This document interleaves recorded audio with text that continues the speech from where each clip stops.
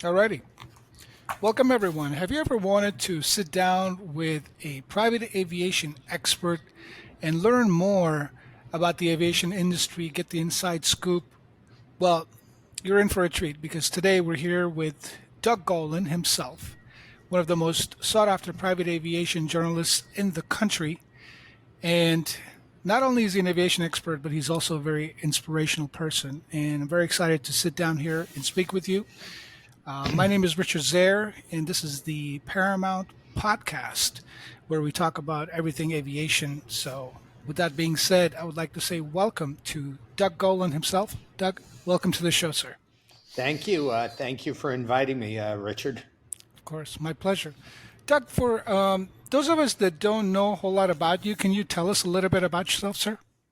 Yeah, a career media person. I started as a reporter, journalist back in the 80s. I was covering the airline industry, Part 121, back interesting times because it was still evolving out of deregulation. So, as 23, 24-year-old, and I was sitting down with some of the legendary CEOs of the airline business, people like Bob Crandall of American Airlines, who is credited with starting the frequent flyer programs and two-tiered wage systems. Back then, I live in Miami now, but big thing was Eastern Airlines, and there was Frank Lorenzo, who was trying to remake the labor scales. So it was very interesting. Started there, ended up getting onto the business side of publishing. Ended up starting a magazine that was distributed on private jets called Elite Traveler in 2001. I was a minority owner of that. I was president and editor-in-chief. It was a lifestyle publication, so it was more like a Neiman Marcus catalog, on steroids. Lots of beautiful suites and nice watches and beautiful jewelry.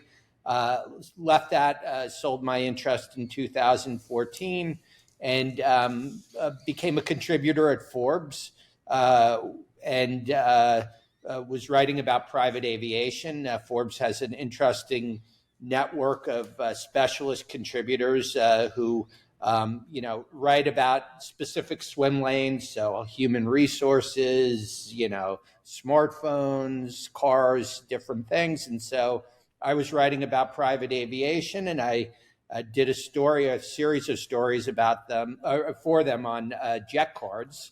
And it was interesting because you see all the nice brochures with mom and dad at the kids' soccer game, and Fluffy on the hopping up the stairs.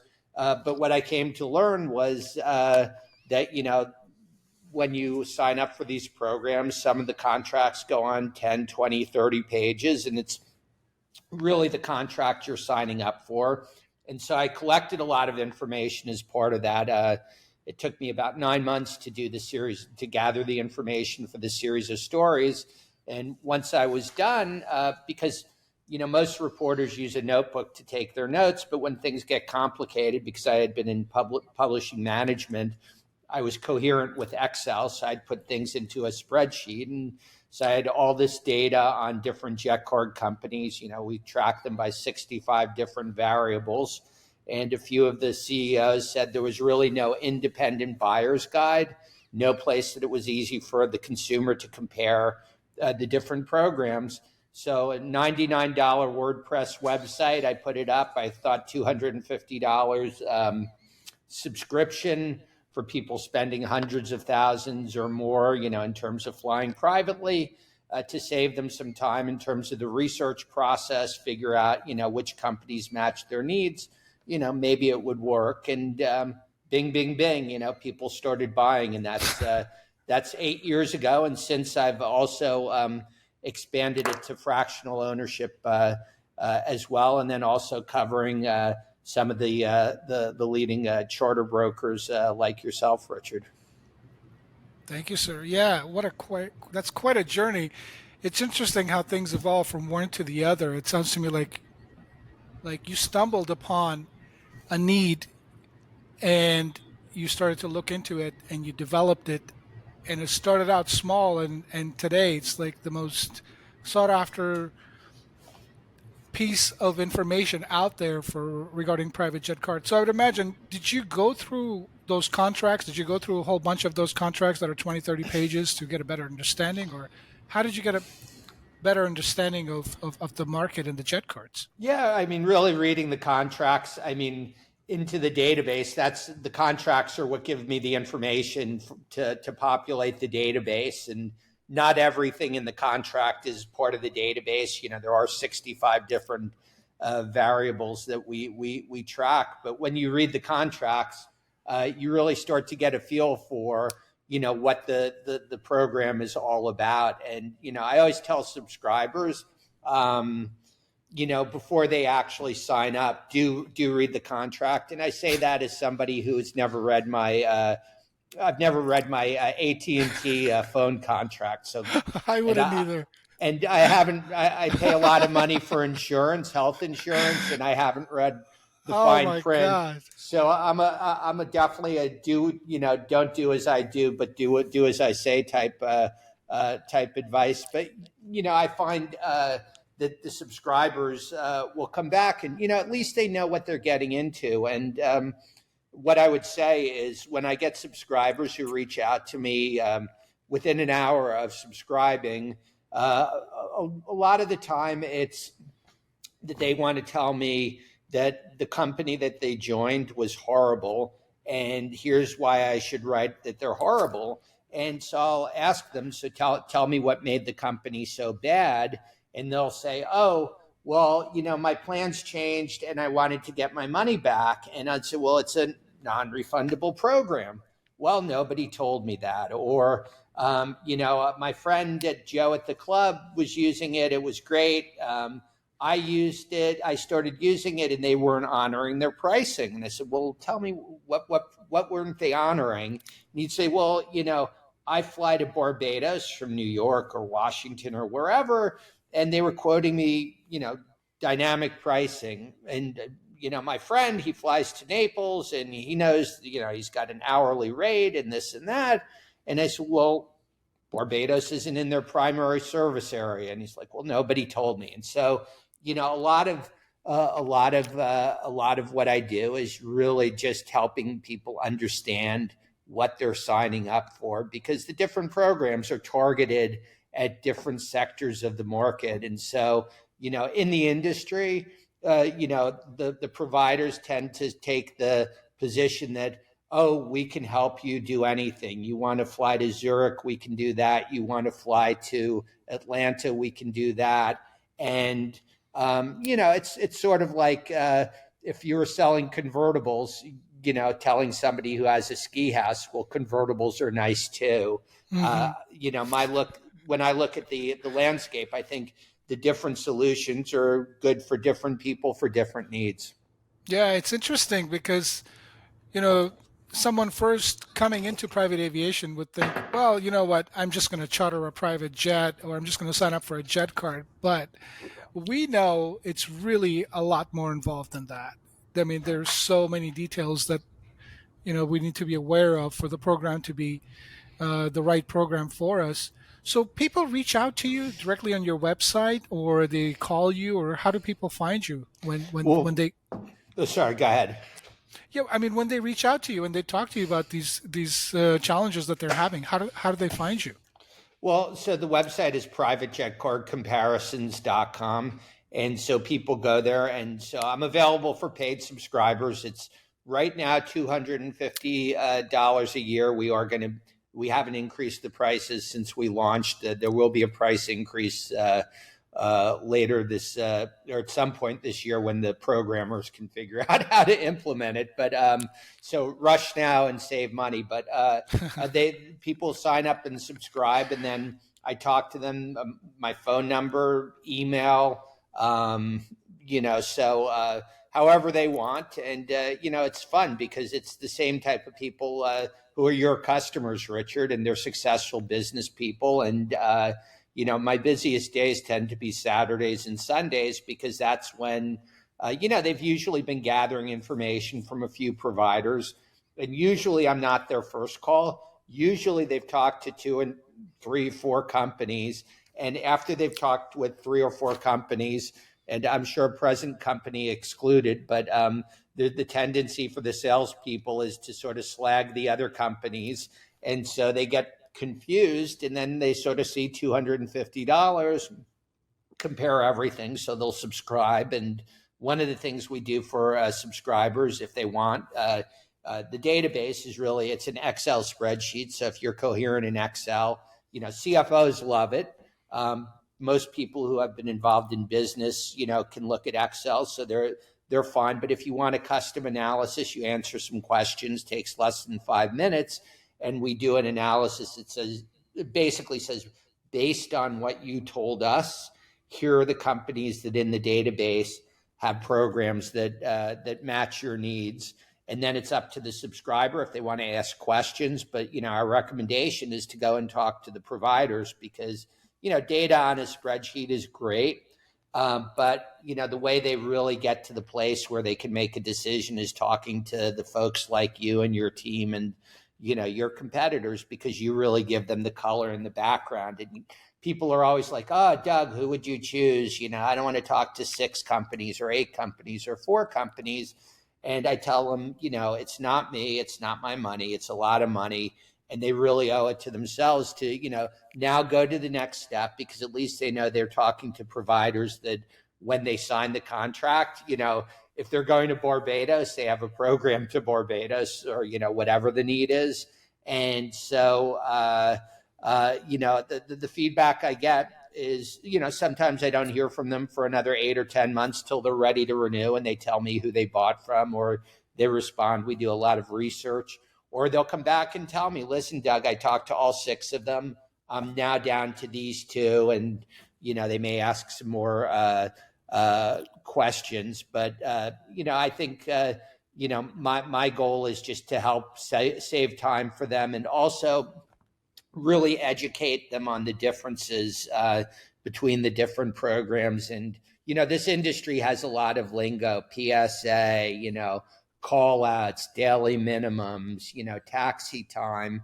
And I have retired CEOs who subscribe to my service, and, they'll tell me, hey, Doug, I flew on the Gulfstream around the world for the last 20 years. And the only decision I ever had to make was, what color carpet we wanted, when we were getting a new Gulfstream.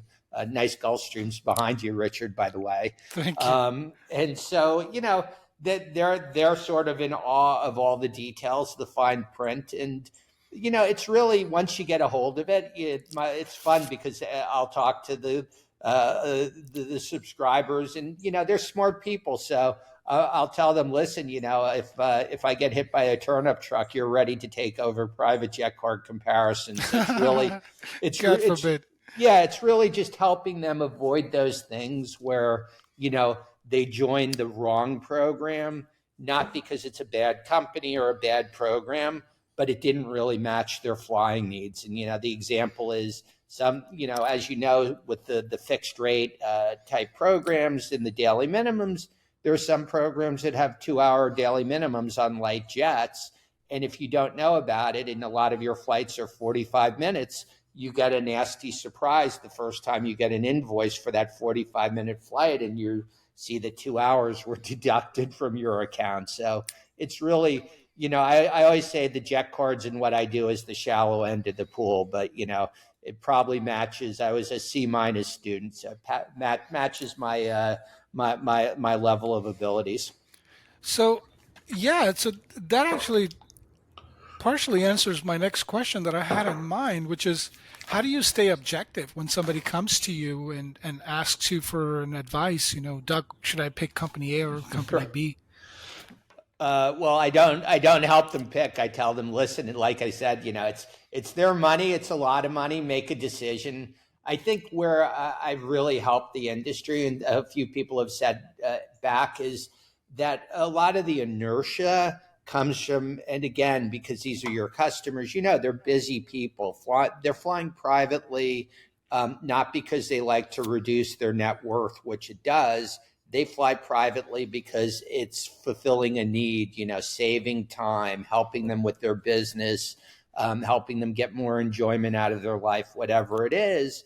But the normal process of talking to, Joe at the club told me this friend told me this, I saw this advertising on CNBC, 4 or 5 companies, I've reached out to them.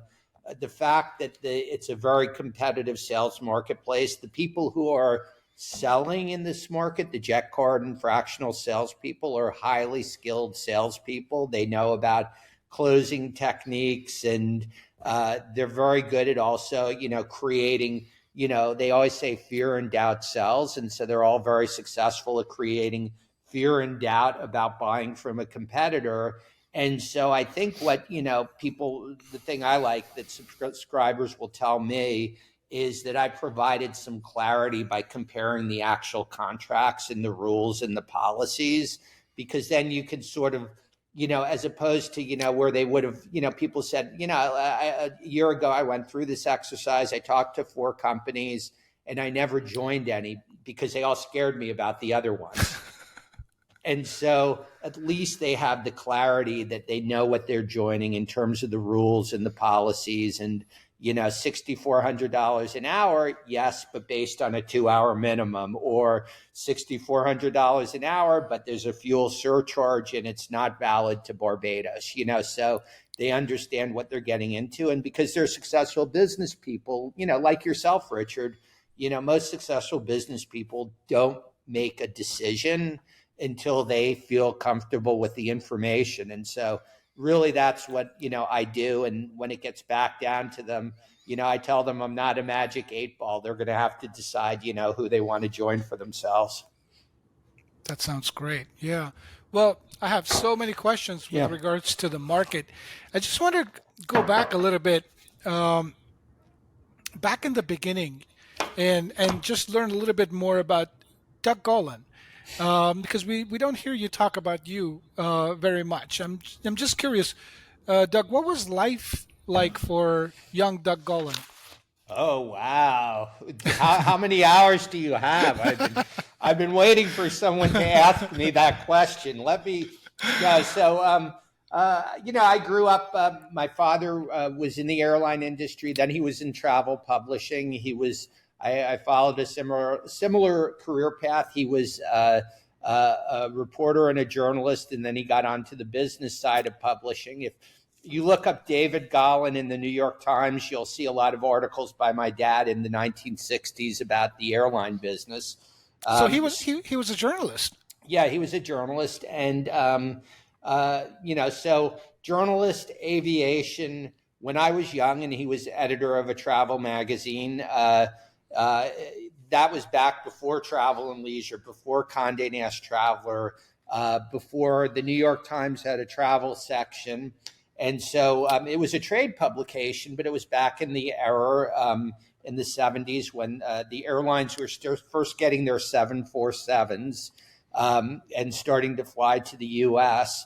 And so, whereas my friends, I grew up in suburban New York in a nice middle-class community, but whereas my friends would be going to the Jersey Shore or Cape Cod or upstate New York for their family vacations, I was going to Europe, flying first class on Air France and KLM and Alitalia, and sitting up with my parents in the back in the top of the bubble of the jumbo jet up the spiral staircase, where they used to have lounges, and open bars and things like that. Now on the 747s, it's all seats. But it's how I grew up. Yeah, sorry. Yeah, this would be vacation, or this would be work trips. So it was vacation for me. I was like 8 or 10 years old. But for my father, who was a journalist, he was the editor of a travel magazine. When TAP Air Portugal or KLM or Finnair launched their first ever jet service, on a DC-8 or a 707 or a 747 to New York, which was the international gateway at that point. There weren't flights all over the country. Most of the flights, international to Europe flights, were from from New York. And so we would get into, or my dad would get invited as media, and my mom was a photographer. You could see on the New York Times, she took photos.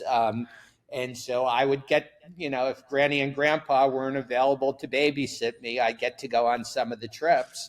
And How it old were was, you at that time? oh, I was anywhere from like 7 to 15 during that period, and it was a very nice period. It was a different airport experience. There was one flight a day by that airline to New York Kennedy Airport, and it was their prestige route. And when we went to leave, the general manager for the U.S. of that airline would usually come out to see us off like we were, rock stars or, whatever it was. And, there wasn't the same level of security. I remember once we met my dad on a business trip, picking him up. He had come back. TWA had just gotten the 747s, and we met him at the gate, which is what you did back then. There wasn't the security. And, as we were waiting for him, one of the TWA people asked, the little kid, have you ever been on a 747? And think about this happening today.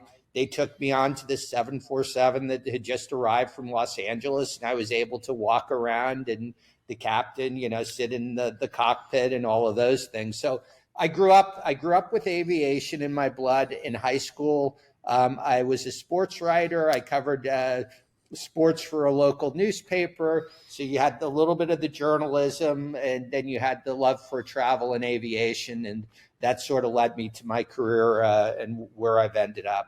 Wow, that just makes perfect sense now.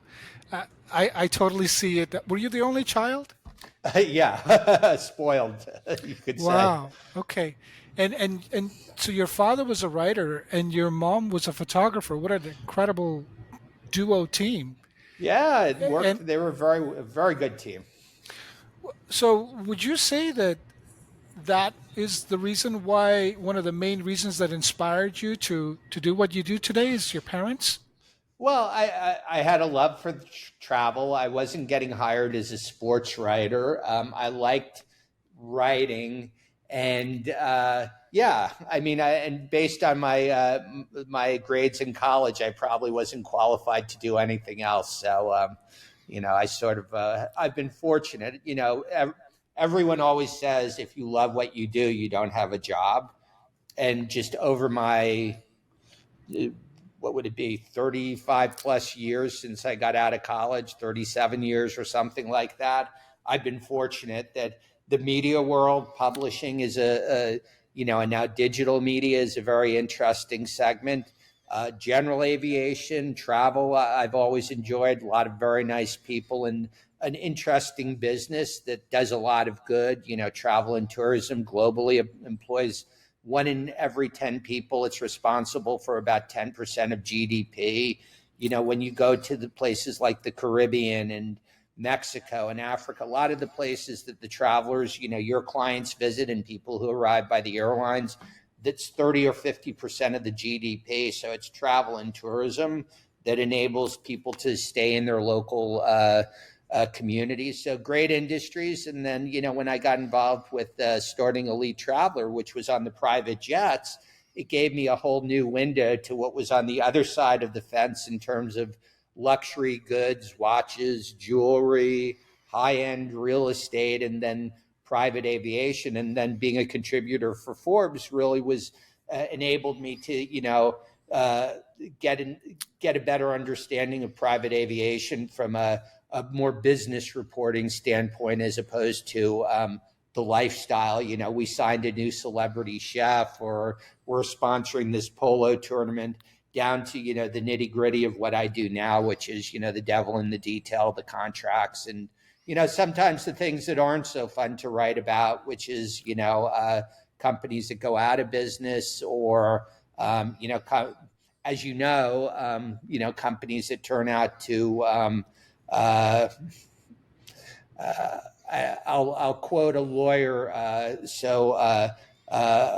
From one of the filings about Aerovante, alleged Ponzi scheme. So, there's it's a lot of money, as you know, in the business, and not everyone is ethical, and so that's the other side of it, is that, um, sometimes, not sometimes, but sometimes, I guess is the right word. If it sounds too good to be true, it may be too good to be true. And so you see, I know you and your company, you probably you hear from customers who are getting quotes about, that are significantly lower than your quotes. And so, what is it about, what's behind that quote? Sometimes it's just an older plane that's a must move, but there are other times where I think one of the industry issues is a legal charter. And, I hear that from subscribers where people are talking about, nobody on your analysis could beat this price. And, well, what's that price of X, or, 50% of X? And it's, oh, well, it's some type of a lease agreement with 4 guys who have a jet and this and that, and they did this. And so I send them a couple of the stories I've written about a legal charter, because obviously, I guess the industry lingo is, instead of Part 135, Part 134.5. But as you know, Part 91, which is where the leases operate under, there are lower requirements for maintenance plans, different requirements for the pilots in terms of the experience, and also training and drug testing and things like that. And so, that's one of the things I cover. It's not pleasant, but it's in an industry like this, there are always going to be people who have swampland they're trying to sell. Yeah, absolutely. Yeah, there's bad apples in every single industry, and I've certainly come across those as well. So DG Experiences, I think, is another creation of yours that is an extension of some of these experience that you had growing up prior to Well, private aviation, right? Because it's DG Experiences is more about resorts and places that you can visit as a tourist. yeah, so DG Amazing Experiences, it's a website too, but it's an e-newsletter. It's sort of the counter to private, or what would I say, sibling to private jet card comparisons. And so it has basically two reasons for being. One is that, the people, my subscribers to private jet card comparisons, they're interested in, when Paramount has a new program, or when there's a new program, or somebody's doing this or that, but not necessarily to read it every week, right? And so the one thing, and this was part of when we launched Elite Traveler, we realized that the commonality between the folks that fly privately is, some like watches, collectible watches, others, wear a Timex. Some like, Lamborghinis, others still drive, their dad's Toyota, or something like that. But they all like luxury travel and traveling. And so DG Amazing Experiences is a weekly e-newsletter for luxury travel. And so that keeps them engaged. Every issue, I have the headlines, anything I published on private jet card comparisons that week. So they can also, in addition to whatever the luxury travel aspect of that newsletter is, they can catch up on the headlines from private aviation. And then the other thing, as I mentioned, I'm a media business. So I have the paid subscriptions. And then one of the things that, all the jet card providers and fractional providers, they were always asking me, oh, Doug, can I pay you money, to refer people to me? Or can I buy your list, or things like that? And I've never believed in making the rich person the product. I don't think they like that.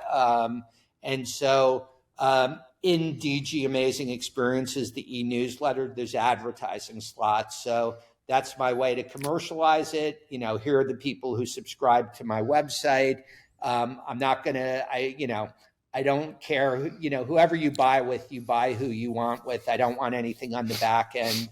I'm not going to do, I know there's some lead generation websites, and you sign up and you get 5 calls from 5 salespeople, and people don't like that. I don't sell your contact information, but I do monetize my audience by selling advertising in the newsletter. So that's DG Amazing Experiences. That's great.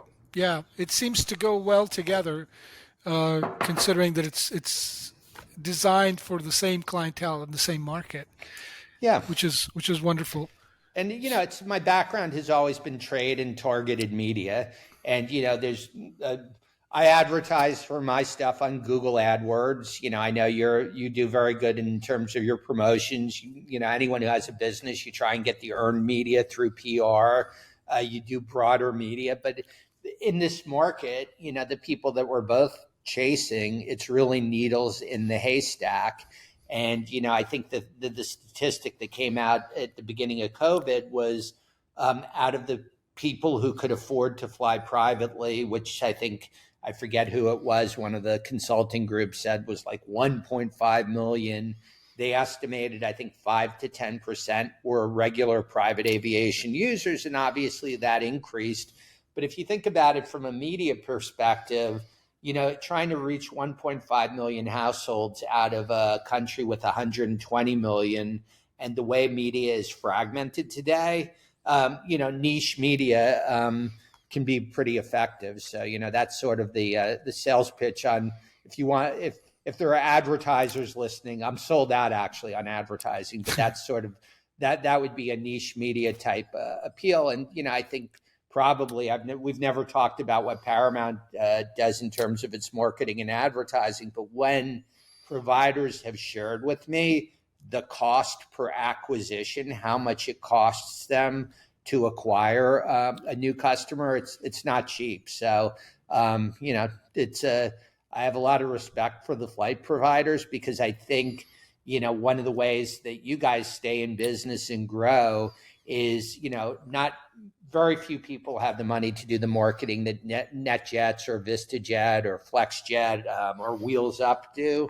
But the more boutique or the smaller providers, you have to grow your business through referrals. And so the only way you get referrals from rich people is you do a good job for them. So I think, when I see businesses like yourself that are successful, I think that's a reflection on, what you do for the customers. Yeah, absolutely. Referral is really a big part of growing our business. It's and the reviews that we get from our clients, we take that very seriously, and the feedback that we get from our clients. And of course, we just go above and beyond, go the extra mile to make sure that the client is happy. Well, As, since you were gracious enough to invite me on your podcast, I will say that of subscribers I have that tell me they fly with you guys, it's been positive. So that's great to hear. Yeah, thank you, Doug. I really appreciate that. So, private jet card comparisons. I mean, it's been really interesting and inspiring to see how you've grown, and now learning a little bit more about how and where you got started. Was it like an easy journey, or was there like certain times that you came across certain obstacles or challenges that you had to face with the private jet comparison development? oh gosh, I would say what the service I provide today is much better than when I started. When we first started, it was all a separate spreadsheet for each company. And I actually, when somebody bought, I had to manually give them the ability to get access to it. So now that's all automated. It's all in one spreadsheet with filters. Came up with a formula, because one of the things I was saying is just comparing, all $7,000 an hour light jet rates are not created equal. So we created a pricing calculator where it takes into account the daily minimums, how they charge taxi time, fuel surcharges. By the way, did they include the FET in the quote, and some other factors? So I wouldn't say that there have been roadblocks. I would say the only time, there are ebbs and flows, and my experience really in 3 different companies over my career was that you're always going to hit obstacles. 2008, 2009 was a huge obstacle for the publishing business. And even though we were in luxury publishing and catering to ultra high net worths, that didn't help our ad sales. It was an in-flight magazine for private jets. So we made our money from advertising, went down by about 70% in 18 months. So, it wasn't pretty. With private jet card comparisons, it's been a fairly steady increase at the beginning of COVID, as you remember, in March, when everything had stopped. I remember that. Yeah. Yeah, and so actually, with my developer, a couple times we had to go on and we kept testing because there were like 5 or 6 straight days that I didn't get a single sale. So, And what was going yes, through your mind at that time? Like when in March, I mean, what were you thinking? I think in the for like those 2 weeks, I was like thinking, I'm glad I have some money in my savings account. Yeah, I understand. Like we just didn't know what was going to happen. And then the flood came, and then it was then the and then the floodgates were opened, and I remember by July of 2020, July 4th weekend, that private jet flying was actually up to pre-COVID levels, and it was jagged recovery, and I think the other thing, it brought a lot of new people in. The research I've done shows that most of those people have stuck. 95% who came after COVID are sticking with it. But I think, not the untold story, but the challenge was that, and as a broker, you had to deal with it. But from an operator perspective, all of the supply chain issues, the labor issues, a lot of the MROs, the repair places, in COVID, they had shut down, right? Like everybody, they were either shut down by the government or they had shut down because all of the work had gotten canceled. There were no planes to repair because everything had gone onto hiatus. And so, as things got ramped back up, the people who worked at those MROs, they had found other jobs. They had moved away, and so MROs that used to have 2 shifts, 6 days a week, still are struggling to find enough, technicians. And then there was, the whole supply chain, parts, windshields for, Lear jets and landing gear for something else and blades for, latitudes. And Yeah. Ken Rickey, who's the chairman of FlexJet, I remember in 2021, I think it was, at the NBA conference in Las Vegas, I was walking with Ken. We were going to do an interview, and Ken asked me. He said, "Do you know how many parts it takes, to make a plane fly, so a plane can fly?" And I had a feeling it was a trick question, but I didn't know the answer. So I said, "How many?" And he said, "All of them." And that's the truth. Is we've seen, and I know you see with operators where their intentions are good, and I think it's gotten better. There's a plane that was in for maintenance, and normally that maintenance would have been done on Thursday. And so they've booked flights starting on the Saturday or Sunday or the next Monday.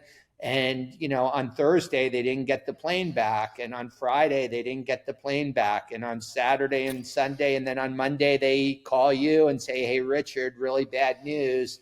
That plane that you booked 2 weeks ago for that trip, not available." And then you're having to go and scramble and find a recovery aircraft. And, it's the, It's yeah, it's sorry. yeah, it's no, no, it's great. That it's part of the industry and just the day-to-day work that we do. Mechanicals are just, I mean, sometimes we have mechanicals with brand new airplanes.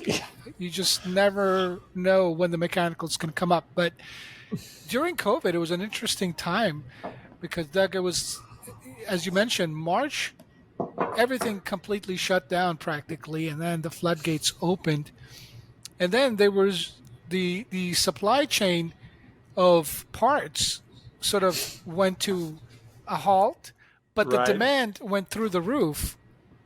So it was like something that we had never seen before.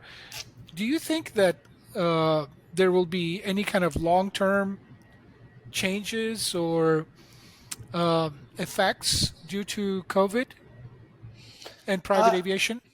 I think the long term effect due to COVID is, um, that a sector of consumers came to view private aviation in a different way. And when the surge first started happening, Richard, it was the airlines were almost like grounded, right? They American had one flight a day from Miami to Los Angeles, and it was $29, but nobody wanted to get on it because there wasn't a vaccine, so there was the social distancing, and then and even if you weren't in the group that was high risk, people had children who had asthma.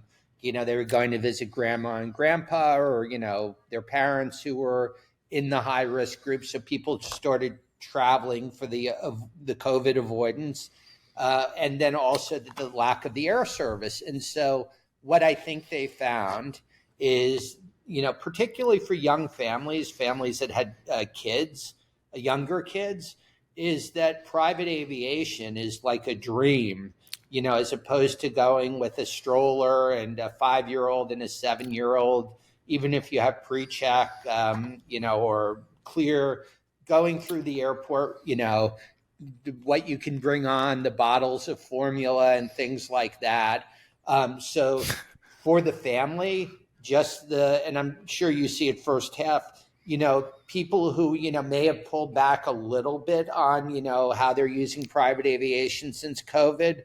The place I hear they're not pulling back is the family trips. Maybe family trip to Europe. That's an expensive trip, but, the family vacations to the ski resorts and the beach resorts, those are now done privately just because of the convenience. I think the other thing that I've seen where private aviation, due to COVID, right? Like these are people that were introduced to private aviation during COVID are now going once a year, maybe. Well, it could be 4 times a year, it could be 6 times a year, it could be 2 times a year. But their vacations, when it's a family vacation, and I'll talk a minute about the people who I think have gone back to the airlines, but it's just too easy for us, and we can afford it, to fly privately to our ski place or to the ski resort or to go down to Barbados. If they went back to the airlines one time, that convinced them, that airline experience just one time, no, let's keep doing at least that travel privately. The other, and you're in the Washington, D.C. area, Richard. I'm in Miami, and I'm a former New Yorker. We can fly pretty much anywhere in the world we want, nonstop, pretty much, right? And so, especially from Miami or New York, or if you live in Dallas or Chicago.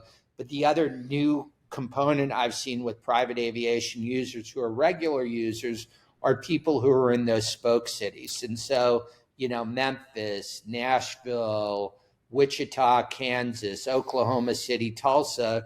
And the stories they'll tell me is before the pandemic, for business, not necessarily owner trips, CEO trips, but people, you're in Tulsa, Oklahoma, you have a client in Buffalo, you'd send 4 or 5 people or 3 people for meetings every 6 weeks because these people are spending millions of dollars with you. And if American canceled the flight through Dallas, no problem, we'll rebook you through Chicago and you'd arrive 20 minutes earlier or 20 minutes later, right? Because of the hubs and the spoke and the way those things worked. And because flights are now at like 95% full, and the airlines are still struggling to get that capacity, and where they've added it is mainline routes and international routes that are more profitable. They've scaled back a lot of those spoke cities. And so the people were telling me, the subscribers, that, the last 3 out of our last 3 trips we had to go up to Buffalo, all 3 of them got canceled because they couldn't rebook all of the people, that day. 2 of them they can rebook 6 hours later, 2 of them the next day. And what would happen, and, I was usually talking to the CEO or the CFO, is the client in Buffalo would say, hey, Richard, I love your company. We've been doing business for 20 years or since your dad or whatever it was. But, my people have schedules too. And, the manager in charge of the stuff that we buy from you is saying, the last 3 times it didn't work out. We buy you because you provide great support and you do whatever. You need to fix things. And the interesting thing was, the fix was, well, we're going to charter or get jet cards to do the flights for where there's no nonstops. So if it's down to Dallas where there's 10 nonstops a day, you don't need to fly privately. But strategically, when they're going to visit a client they can't fly nonstop to, they were then using private aviation. And what the feedback I was getting is, the CEO is like, well, if I'm going to foot the bill for the team to fly privately, I'll call up Richard and say, hey, CEO to CEO, my team is coming up next Thursday. Do you want to get together for dinner? And so the feedback is, yes, Zooms are great, but you do business in person. And so I've heard from companies that are adapting private aviation that never would have considered it, thought it was, an outrageous expense. How can I justify it to my shareholders? How can I justify it to my dad who started the company and, drove us around in a station wagon through 3 different states? He just wouldn't approve, or, things like that. Or to the other employees, it'll look bad to the other employees that were flying privately.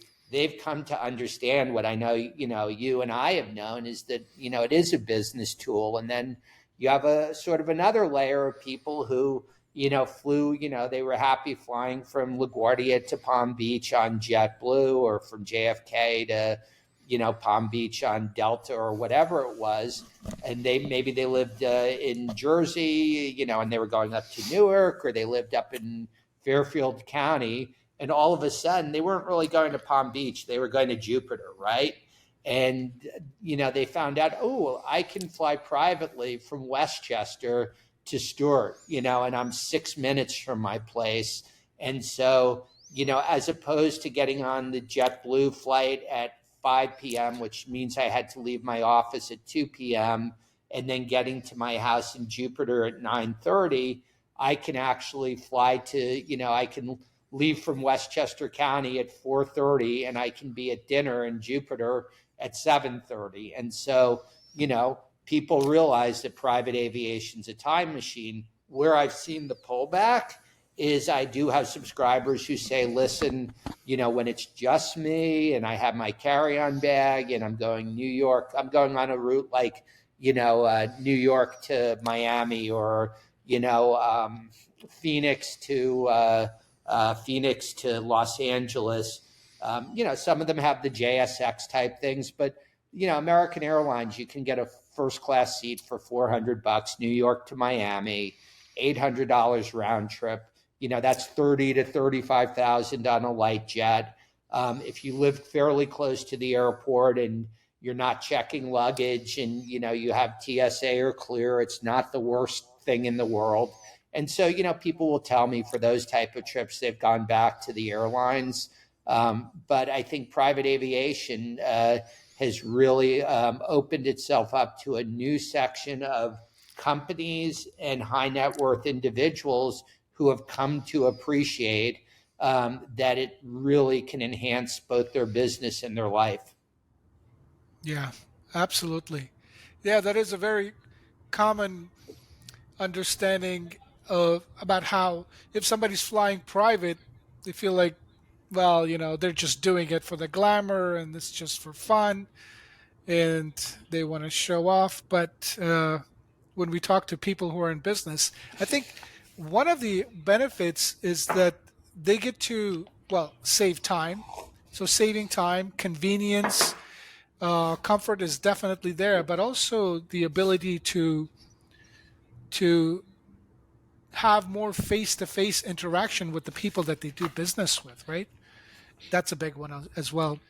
Yeah, absolutely. I mean, it's like having a conference room. It's like flying in your conference room, right? You get to interact with the people who you're traveling with, and I think that also builds loyalty, right? Because I was going to say relationships. Yeah, absolutely. Spending more time with your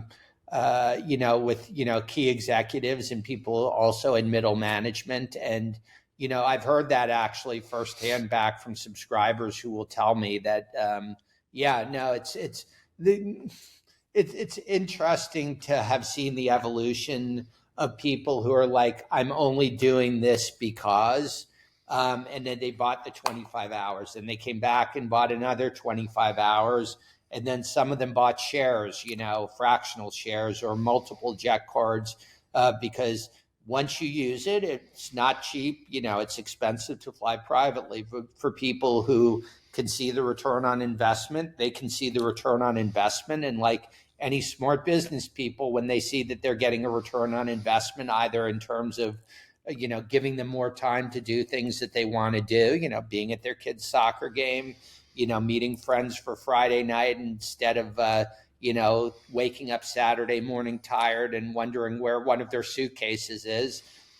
Private aviation, provides a great benefit. And I think, as I was mentioning with travel and tourism, provides huge benefits to places that need travel and tourism. When we look at, private aviation, it supports over 5,000 airports in the U.S. And when I say it supports those airports, the airlines, the 121 airlines fly to, I think it's slightly less than 500 airports. And, we haven't really talked about it, but, there's the movement, the ban business jets or ban private jets. And what they ignore is that what would happen if those, 4,500 airports, if there wasn't private aviation? Well, they would close. And so what would you lose? You would lose a lot of small businesses that rely on private aviation in those communities, not necessarily Gulfstreams or jets, but they've got piston planes and turboprops. You would lose transplant, medical emergency. You go to places in Kansas, Montana, out in the West, the hospital isn't 2 miles away. It's 150 or 200 miles away.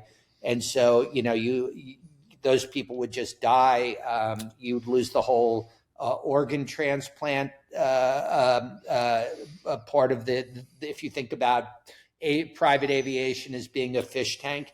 And then the other thing that you would lose is, when these folks, they say it's about climate, and obviously all of aviation is just 2% of global carbon emissions. Private aviation is just 2% of the 2%. But the other thing is, if you ban private aviation, when the Haiti earthquake happened, the thousands of the first planes that came in there were not airliners. They were private jets bringing in doctors and supplies, closer to home when the Houston floods took place. And I think there were over 100 people passed away. But the first help that came in was from business jets, private jets, bringing in doctors and supplies. And there would have been thousands of casualties if there had been no business aviation, if there had been no private aviation. And so I was at a conference last week in London called Corporate Jet Investor, and they actually invited a panel with 3 people who proponents of banning private aviation. The question that came around, even if business aviation or private jets were carbon neutral, would you still want them banned? And the answer was essentially yes, because it's wealth. It's a sign of wealth inequality. So I think one of the things I took away from that is a lot of the banned business jet, because, some good questions in the audience, what jobs will these people, and they want to ban also cruise lines. They want to ban luxury hotels. They want to ban first and business class travel. But, when you ban these industries, what jobs will these people have? Because I went up and I talked to them afterwards and I said, don't worry about people in this conference room. Everyone in here is a talented executive and they'll find jobs in other industries. But what about all the people who make their money? They pay their rent and provide a living from their families in business aviation, in luxury tourism, in the cruise industry, where the crews come from. The people who work in the restaurants and the bars and housekeeping come from rural parts of the Philippines and Indonesia. What jobs are they going to have? No answers for that.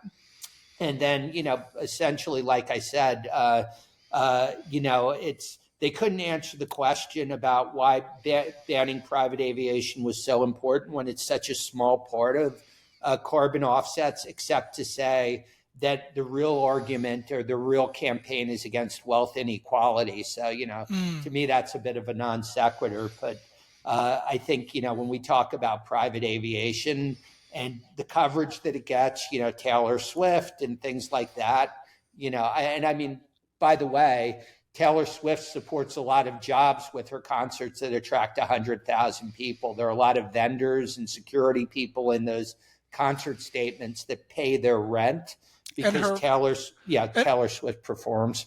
Yeah, and from what I read, all her flights are offset. What are your thoughts in regards to carbon offset? Because I mean, some of the feedback that we are seeing in the media is that even the carbon offset is not good enough, or it's not trusted. What are your thoughts on that? Well, that was also part of their argument is they didn't believe in the carbon offsets, and I believe as there's good carbon offsets and there are scams in carbon offsets, just like anything. They had some issues with sustainable aviation fuel. I think private aviation, has done as much as any industry segment in terms of, becoming more sustainable. I think if you look, I think it's in the last 30 or 40 years, the average emissions per private jet has decreased by 40%, according to Climbing Fast, which is an industry advocacy group. If you go back and you say technological advances that are used by the airlines, winglets, composite materials, lighter weight materials, which mean less fuel burning. Those are all pioneered with business aviation, the development of private jets. So if you didn't have the private jet industry, that technology may not have ended up translating to, the commercial airlines. So I think, with SAF and the carbon offsets, I think it's a sign that the industry cares and they're looking for solutions. And, when you're looking for solutions to a problem, you're not going to be 100% right. I come from the publishing business where 90% of new magazines failed in the first year. And of the 10% that survived, 90% of those failed in the next 3 years. I know one of the new startup fractional providers, the CEO and founder, has a tech background, and he's told me in Silicon Valley, he said a 90% failure rate would be considered good. And so, all of the stuff that we see, it's the same if you look at the pharmaceutical companies, the drugs that they get out there, it's 1 in 100, right? They're spending tons of money on research and development. And so SAF and carbon offsets, I think, are a good solution. It's a solution. In 3 or 5 years, will there be a different solution, a better solution? Will we go back and say, geez, we can't believe that, we're using carbon offsets because now there's something more, I don't have a crystal ball, but I don't think you necessarily, as the people who are speaking at CJI, the banned private jet group, they just want to discount everything and write it off. But that goes back to what I was saying. I think at the bottom line, and I think I give Al White, who's the who with his wife Lou run the corporate jet investor conferences and their website. I give him a lot of credit for bringing those people in because I think it's the takeaway was, wow, the emperor has no clothes. These people have a lot of strong opinions, but they don't have really any plans to on what would happen if they got their way. So fortunately, I think the other takeaway was that they're a lot more noise than substance. They're going to continue to do their protests, but there's very little backing up what they want to do. And so, SAF and carbon offsets are good. I think the industry is spending a lot of money continuing to innovate, and it'll be interesting to see how it develops. Yeah, it was interesting during COVID. as a broker, I think we had more flexibility to work with different operators in different regions because certain areas were getting shut down and Right. certain areas were opening. Certain operators were operating, and certain ones uh, were basically stopping flights and doing business because they didn't have the parts or they didn't have the ability or the area was shut down. But one of the things that we were doing was we were in order to diversify, is we were transporting COVID test kits with empty legs on G650s to the islands. Okay. And during that time, I remember someone mentioning that if it wasn't for private aviation, the economy would just shut down. And it was I, private. yeah, sorry, go ahead. Yeah, I mean, basically, it was private aviation that kept the economy moving forward during that Yeah, time. and absolutely. And so, like I said, you see all of the stuff with Taylor Swift and this and that, and I'm all for Taylor Swift holding concerts at stadiums because that creates jobs. If she did them on Zoom, there wouldn't be as many jobs created. And I always get a kick.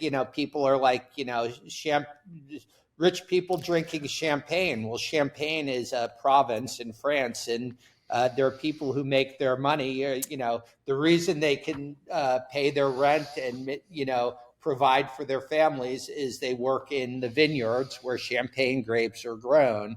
And so I really hate the stereotype about the rich people. I'm sure there are a I, lot of issues, but yeah, it's I think the one thing I told the banned private jet folks is I said, if your real thing is about wealth inequality, private jets are your biggest friend. That's the fastest way that rich people redistribute some of their money to other people, is spending money on private aviation. But I don't think they appreciated biggest, my humor. yeah, the biggest disposable income Yeah. expense.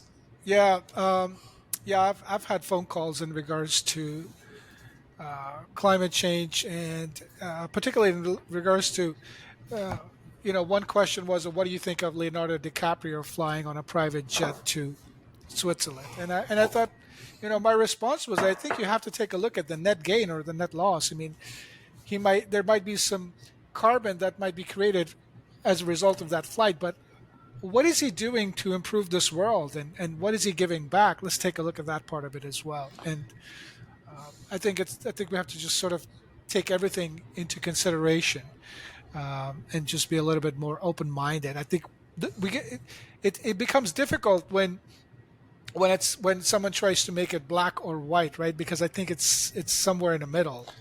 Well, I agree, and I think the other thing too is, if you go back down the supply chains to the OEMs, right? Textron and Bombardier and Embraer and Dassault and Gulfstream employ tens of thousands of people, and a lot of those factories are not in, places, business centers, Savannah, Georgia, Wichita, Kansas, Montreal, where there are a lot of other good paying production jobs, in Brazil. And then you look at, where are the components coming from? And, those suppliers are spread all over the country. And so, while I think, obviously global warming is an important conversation, and, I believe is happening, and things need to be done to mitigate it. Again, you come back down and it's, I had a boss who once told me early on, he said, if you want to complain, have a plan. I believe me, I complain. I'm not a good employee, but, to look at what their complaints are about private aviation and the minuscule offset out of all of the carbon offsets around the world that take place targeting this industry, is really, it's like if the Titanic was sinking and your first job was to go down and talk to the people in the salon about, redecorating the salon on the Titanic. It's really, if these people truly care about climate change, targeting business aviation, private aviation, if they were successful, it would be like repainting the first class salon on the Titanic, because they're sitting there saying there's the impending doom for the planet. And if you want to give them that, targeting private aviation, if they're successful in shutting it down, it's not going to be enough to help the planet. But what it will do, and some of the other things, part of the impact is it'll put a lot of people out of jobs in places that they're not going to be able to find employment. And so, what these folks might find happening is that the pendulum is going to shift back and they're going to have a lot less support. And if they truly believe that, global warming is an impending threat that we have to take care of, they're all of a sudden going to get blowback from people who lost their jobs. Just like in the 80s and 70s, people lost jobs at manufacturing because they were all offshored to, Southeast Asia and things, in South America and Mexico. They're going to find a lot of people who don't want to hear about global warming because I lost my job because of something you did. And, I think the shame of it is if you believe that global warming is an important issue, and it is, the whole idea of targeting private jets is basically not going to make any impact whatsoever. There are going to be a lot of detrimental effects. And so it's a shame that these people who are energetic and, believe in their cause, like I said, I think they're working right now on redecorating the first class salon on the Titanic. Mm-hmm. Mm-hmm. Wow, that's interesting. Doug, if there was somebody out there that was interested in pursuing a career in the aviation industry, or getting a job in the aviation industry, what advice would you give them? Well, I'm actually looking to hire, so I'd tell them to come and call me up. What position? What positions are you hiring for? Well, we'll see. Right now it's me and I have some part-time help, but I'm looking for somebody who can help me grow the business because there is an opportunity to scale it a bit. But I would tell them that a great place to start is get a job at depending on what they're looking for, but working with a broker, working with an operator if they want to be in the flight provider segment. There's nothing better than working in a company like yours, or working at a charter operator out at the airport. There's a local broker here in Miami. He lets me from time to time sit in his airport to see how the sausage is made. And, once you see that, and once you see everything that you do, Paramount does behind the scenes, you really come to appreciate, that it's complicated, coordinating all of the different elements, double checking on everything. So anyone who's interested in having a career, I think, working at a charter operator, working with a broker like yourself, it'll give them an opportunity to really understand all of the different components that are in the industry. And, maybe from there, an opportunity to, decide that I really want to pursue this part of the industry or this part of the industry. So I'd encourage them to try and join a charter operator or a charter broker, just to get, you can go to school, and school is good. And, if you're Embry-Riddle, there are plenty of schools that have aviation programs and business aviation programs if you're getting out of high school. But if you're looking for like a second career or not sure what you want to do, I've always found that the best way to learn an industry is getting a job in the industry. That's great. And how about if there was someone out there that was interested in pursuing a career in journalism? What advice would you give him, Doug? And by the way, how did you realize that you were interested in writing? Was there something in particular, some event that occurred or that took place? When I was growing up, My dad, he was editor of a travel magazine, but he freelanced for the New York Times. So I was used to my father on Saturday and Sundays in the den, the sunroom, you know, finger on his typewriter doing these freelance stories for the New York Times. So I grew up appreciating, journalism. I would tell you, I always say the two, if you want to make money, like the type of money to afford flying on private jets, media publishing and aviation are probably two industries to avoid. So I'm at the center of both of them. Journalism is a difficult industry. I think right now, if you look at all the major publishing companies, they're all struggling. Everyone's trying to figure out how do they create a digital platform? How do they create the next Facebook or something like that? And, for journalists, it's been a lot of pressure. It's been 25 years of reducing the headcount on, in terms of the newsroom. And, if you used to have 6 beat reporters, now you have 3 beat reporters covering 9 beats. And so for journalists, it's a lot of pressure. It's going to be, it's something that you have to be passionate about. And there's all sorts of different reporting, from lifestyle reporting, where you report on, new watch and spirit launches, to, business reporting and product reporting and things like that. So no real advice, except that it's a very difficult industry with a lot of turmoil and change. And, I did, not to segue, but I know one of the ads that NJSAP, which is the union for NetJets, as they're negotiating with the company about a new agreement. One of the first ads they ran was about a pilot who went to NetJets and then left to go to the airlines for better pay. And the call out in the ad is, when I joined NetJets, I thought I was going to have a job for life for 40 years. And, I had to chuckle because, if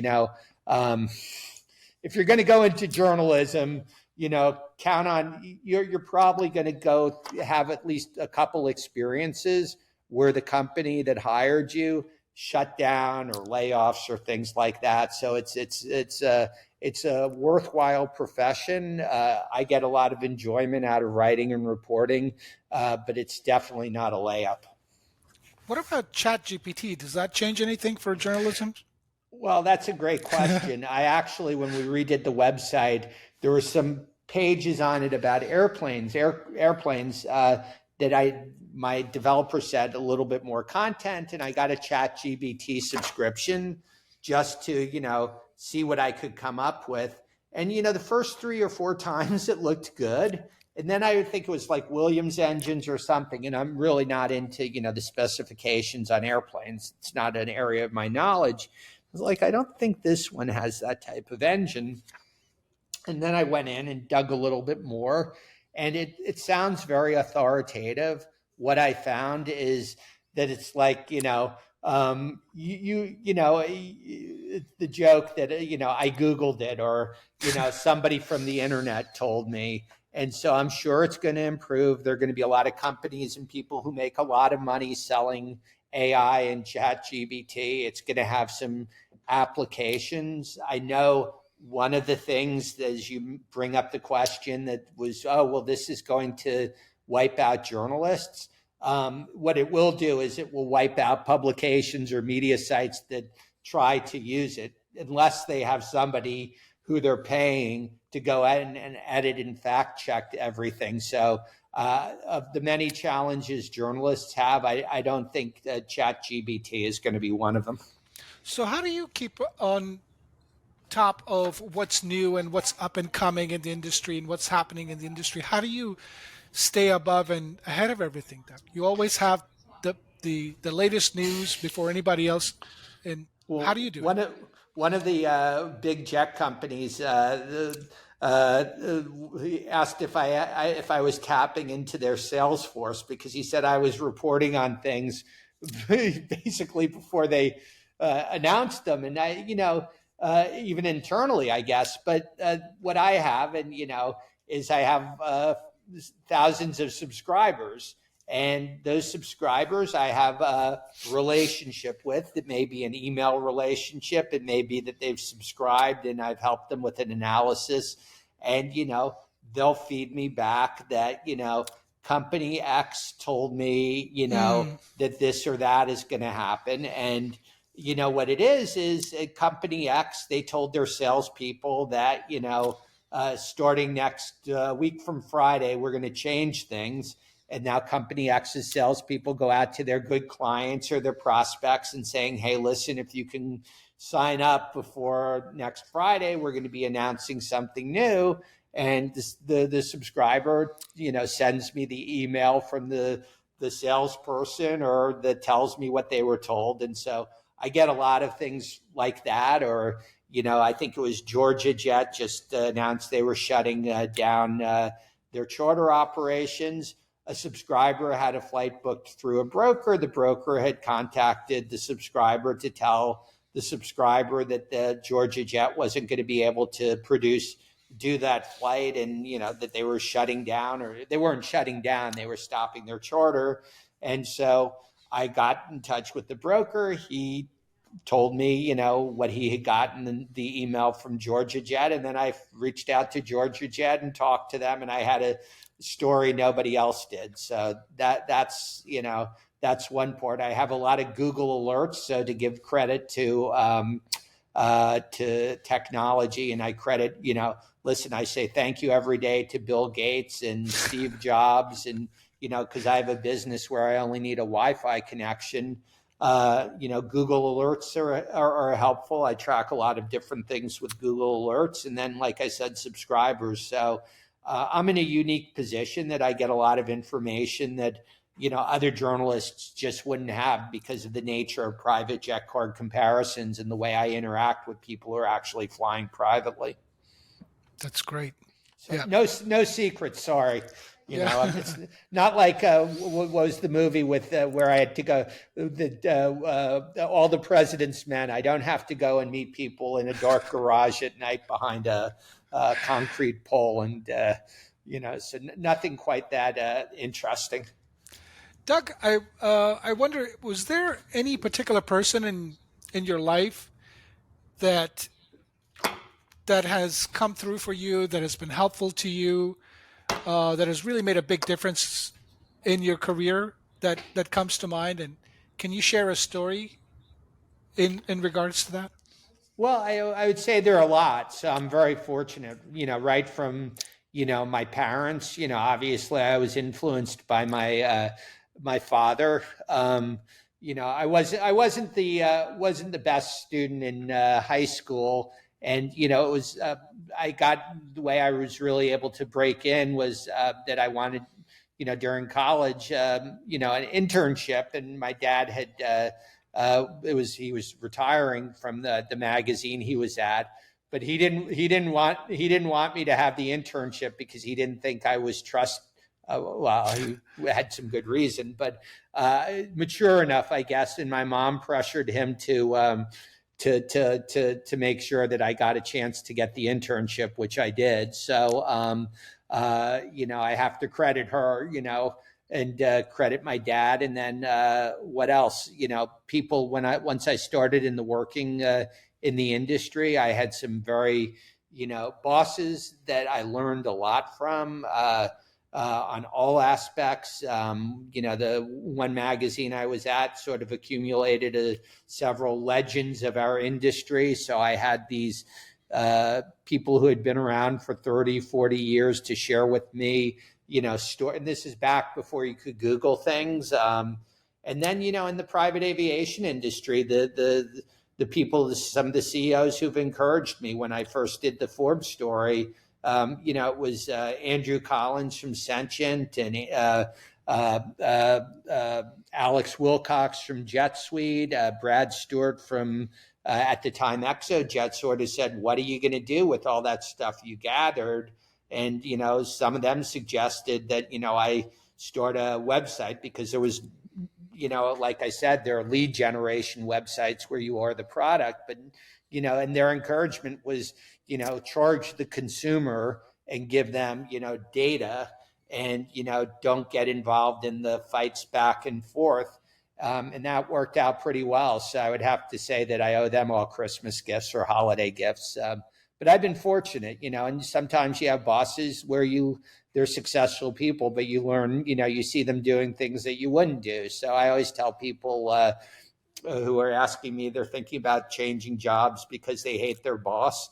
I said, that is a reason, but sometimes for the future, you can learn why that guy or woman is the boss. They probably do some things well, but you can also learn from your working environment, things that you're like, well, if I ever get in a position of leadership, I would never do it that way. And in the future, you'll be able to test your thesis. But yeah, unfortunately, I have too many people to mention. And then, I would say definitely my father and mother. And then I think my early career where I was writing about the airlines, think about it, a 23-year-old kid going down to Dallas, interviewing people like Bob Crandall or Frank Lorenzo when he was the chairman of Texas Air, or the late Colin Marshall, who was, turned British Airways around from one of the biggest loss-making airlines to one of the most profitable, and, implementing, new strategies in how you deal with customers. And so I've just been, that's one of the reasons I like journalism and reporting, is being able to talk to interesting people like yourself, Richard. And, everyone has a different story, and constantly, learning. And then the other side of that was the publishing, the business side of publishing, because as a journalist, you hear one side of the story. When you're in publishing side, on the business side, and you have to sell advertising to people, then you hear what the real problems are, beyond the press release. So it's a fun industry. I've had a nice ride and enjoy what I'm doing. So thank you to everybody who's helped me out along the way, because I need plenty of help, as people will tell you. Yeah. Thank you.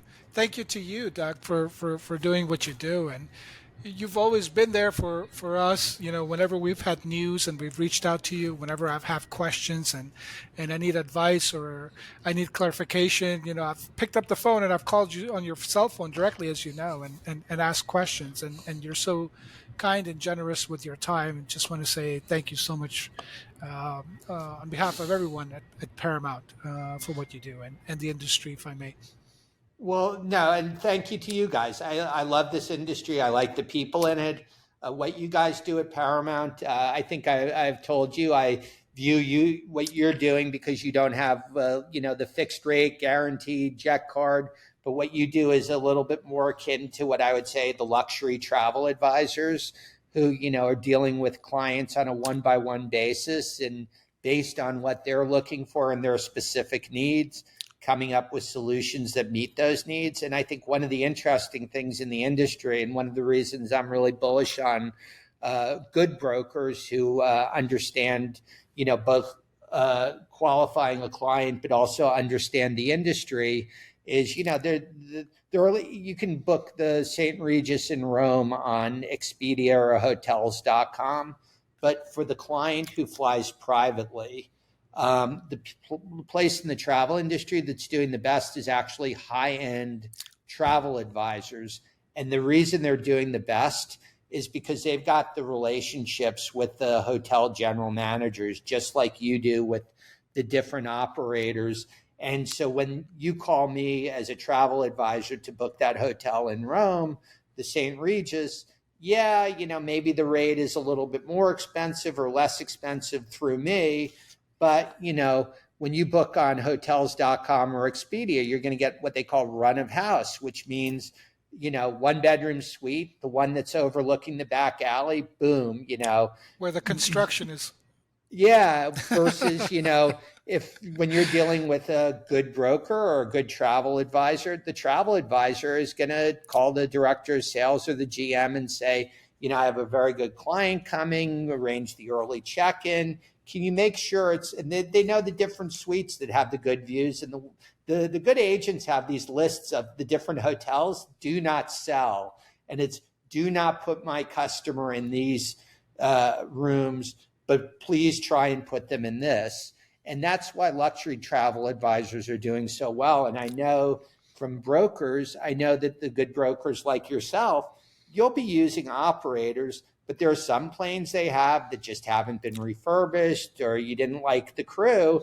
And you'll be like, yeah, I don't want that plane. I want this plane and that plane. And I think that's the type of thing technology just can't replace, because you see all the press releases about apps and Uberizing private jets. But I like all aspects of the market. There are different solutions that are right for different people. But keep doing what you're doing, Richard, because you're doing well. Thank you, sir. I appreciate those words. Thank you. We hear the term good broker, and bad broker. What would you say is are the main differences between a good broker and a bad broker? So what I would say about a good broker and bad broker, it's probably I would define it a little bit different. Good broker, average brokers, bad brokers. There's like in any industry, there's a lot of people who are average. Good brokers don't try and understand what the client is looking for and help them find that solution. I have brokers who just do on demand, who refer clients who, for some of their travel, would benefit from a fixed rate guaranteed jet card, and they'll refer them to my website, because for that type of trip, they know that that type of product is a good solution, and it's not something that they excel at. A good broker has great relationships with their operators. I think I see a lot on websites and PR releases, access to 8,000 planes or 20,000 planes or 5,000 planes. But what I've found is that, it's the 20/80 rule. And so, at the end of the day, a broker's doing 80% of their business with 20% of the operators. So, they may use 100 operators a year, but there's really 15 or a dozen that they use. Those are the go-to operators. And so that's a sign to me of a good broker. They're not always getting, it's the price. It's the plane shows up and the crew is ready to fly, right? And so what you guys know that's impossible to tell because they don't publish on-time stuff like the airlines, it's not safety, it's reliability. And there are some operators that are just more reliable. And then out of fleets, there are some planes that are less reliable because it's a managed plane and the owner has his or her airplane on a 135, but they have the tendency to pull it or change things around. And so that doesn't make it a bad operator, but you, because of your knowledge, know that I don't want Doug Gollan's plane, because if his daughter wants to go to a Taylor Swift concert, he's going to cancel the flight and pull the plane, or tell me the pilot's sick, or give me some Bubba story. And so I think the good brokers are that involved in the industry. I'm sure I'll be seeing you at Scheduler and Dispatchers in Fort Worth. And it was great. I was there last year. And you see the brokers going to meet with the operators, and the operators are the exhibitors. But why are they going there? It's not that actual business is transacting, but you're investing in yourself in that relationship, because you want the people in dispatch and charter sales at those operators to have the face with the name. So when there is an issue or it's a problem, it's not just somebody calling from some charter broker.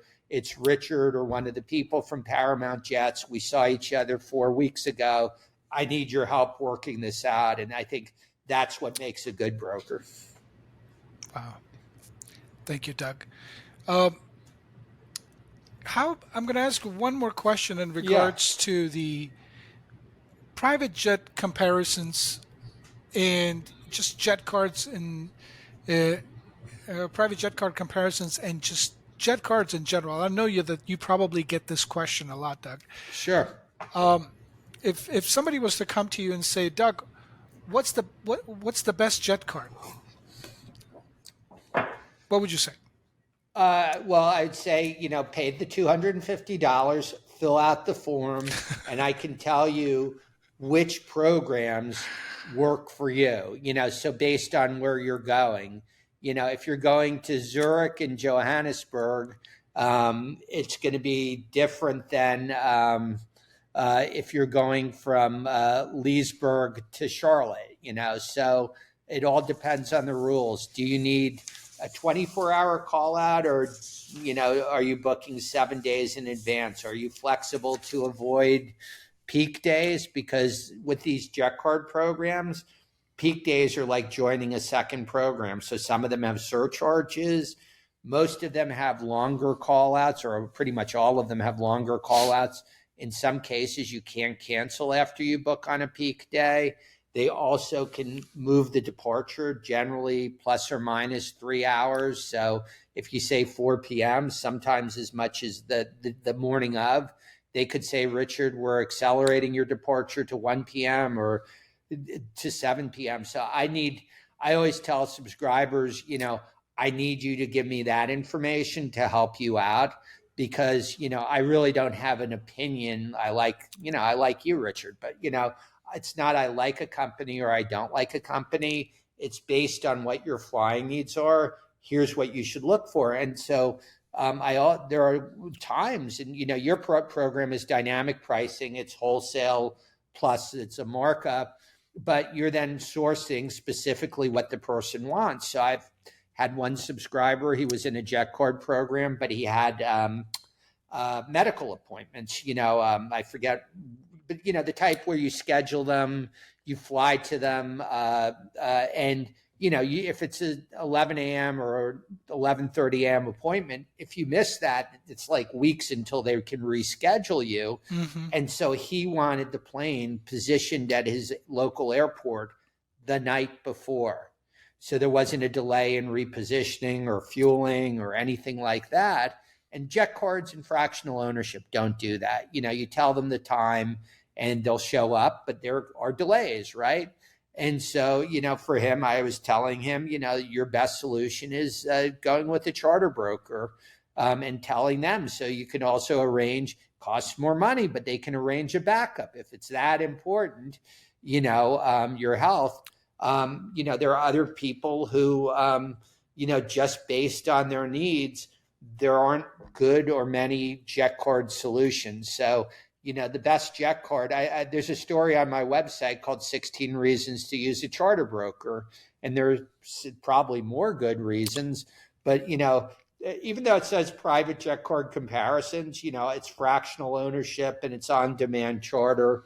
And so, I think, like I sort of said earlier, it's like cars in a driveway. You might have a convertible for the place at the beach. You have an SUV for the mountain house. And so 60% of my subscribers who are in fractional programs also have jet cards. 50% of them also use charter brokers. They had a broker when they first started out. I'm sure you have customers.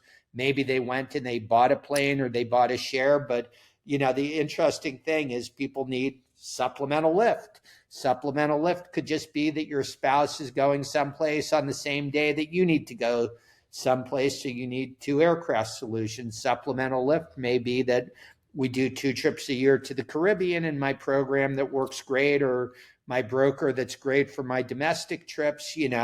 When he quoted me prices down to the Caribbean, they were, wow, very expensive because there was repositioning involved. And yes, there are some good programs that you can join that, have good pricing for the Caribbean. So it's less what I think. And, it's the good programs for what you're looking for. Wow. That was amazing. Thank you, Doug, for that. Really appreciate that. And such a great analogy with regards to the different vehicles for different reasons and different needs. And so, by the way, not just to give you a gratuitous compliment, but I think, there's always a lot of me too in this industry, or something, people see something. And so, you've had a specific type of membership and you've stuck with it. And, it takes discipline. Everybody, because it's needles in the haystack, everybody wants to, when you can't close somebody and they go to somebody who's buying a fixed rate card or a fractional card or something like that, or a fractional program, there's always the temptation to say, should we be offering that too? And, there may be good business reasons, but, there are people who get into the fixed guaranteed jet card space that shouldn't do it because they're either going to lose their shirt on some flights. It's a difficult business, or they're really not set up to fulfill those things. And, you see it sometimes with the operators. They'll pop up with their own jet card program, and 2 years later, it may still be on the website, but they're not offering it anymore because they found it's harder to execute than you may imagine. So, listen, I always respect people's business decisions. And then, like I said at the beginning, my goal is only for subscribers to be able to lay out, based on what you're looking for, here are the options and here are the people you should be talking to. Thank you, Doug. And as one of the subscribers, I can tell you firsthand that there's a lot of useful information in there, especially for the price. It's a no-brainer. Doug, before we move on to the 10 questions that are pretty much yes and no questions, just gives us a little bit more insight into Doug Gollan. Can you tell us a little bit about how people can find more information about you and the programs that you provide?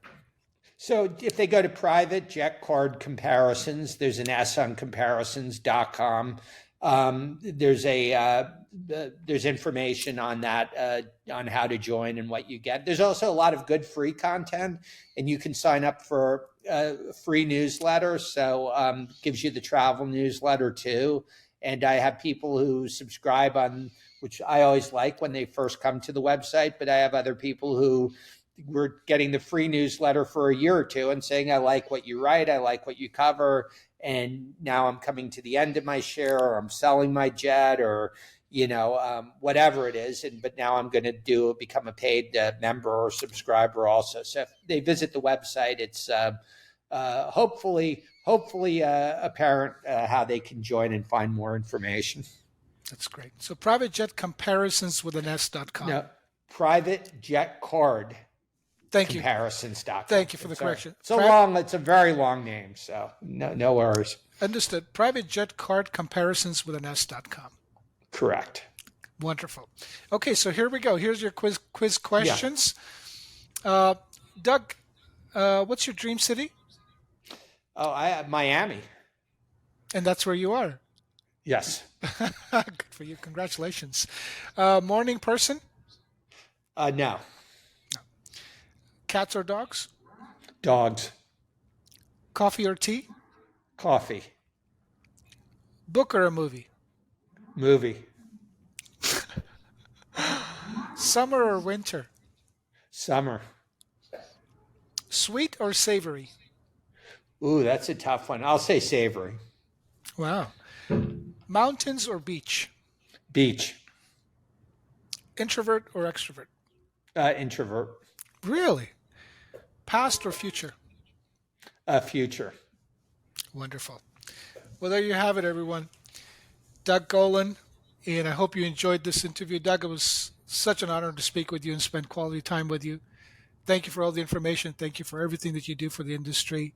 Is there anything else that you would like to share before we finish our conversation?